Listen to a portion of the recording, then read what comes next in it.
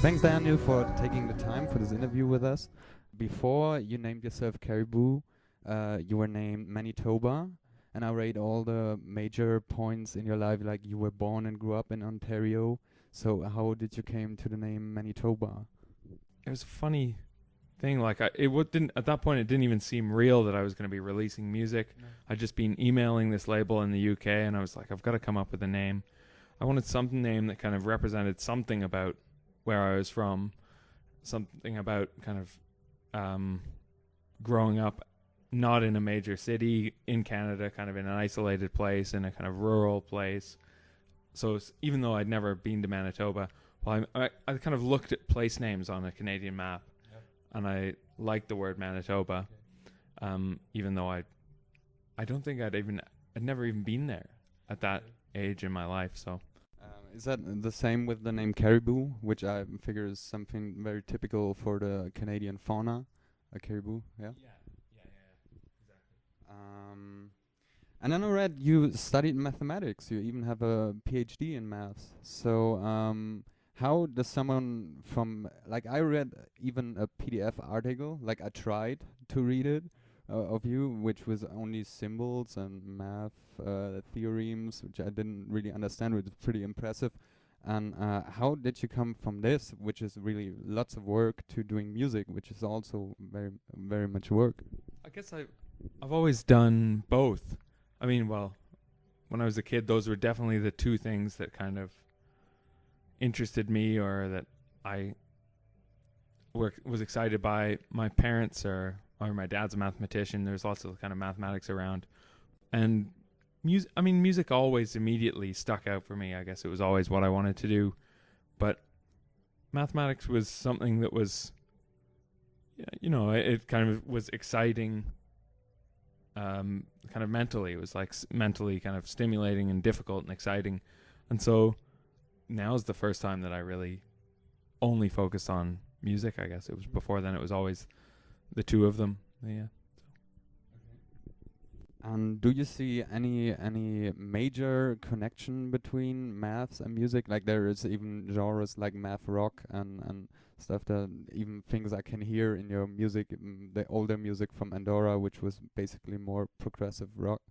Do you see that any connection? Can you use your PhD and the stuff you learned for your music? I definitely don't use my PhD. I mean, it's very those things that I guess the kind of patterns in music, or kind of rhythmical things that people rhythmic things that people hear as being arithmetic or something like that, remind people of mathematics. That's not real. That's like a long way away from the mathematics that I was doing, which was much more abstract, much more, and that's what interested me about mathematics, was when it was more abstract. I'm not really interested in kind of arithmetic, or kind of those kind of things are very far from mathematical research.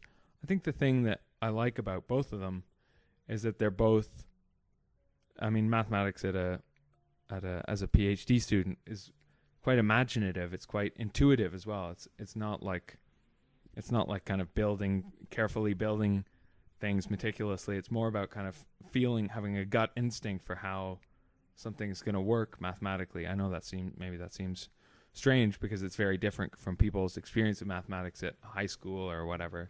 But that was the thing. I liked mathematics more because it was artistic, rather than liking music because it was scientific. It was kind of the other way around.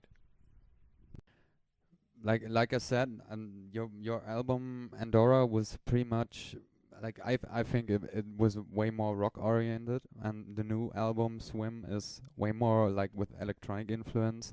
And I heard you had like lots of early influence by early progressive 70s rock bands and bands like Wire and stuff. And so at the album Swim, what were your inspirations there, like from the electronic genre, or and what major developments did you do from Andorra to Swim?